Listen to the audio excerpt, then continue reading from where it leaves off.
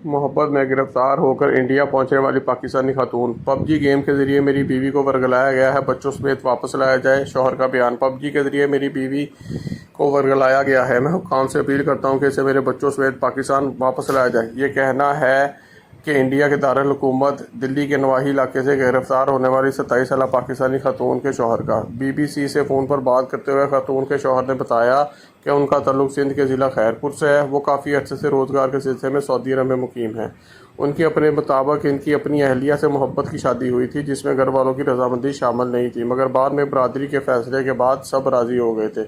याद रहे कि इंडियन पुलिस ने हाल ही में एक 27 साल पाकिस्तानी खातून को दिल्ली के नवाही इलाके से गिरफ्तार किया है, जो अपने 4 नौउम्र बच्चों समेत और इंडियन शख्स के साथ गैर कानूनी तौर पर मुकीम थी।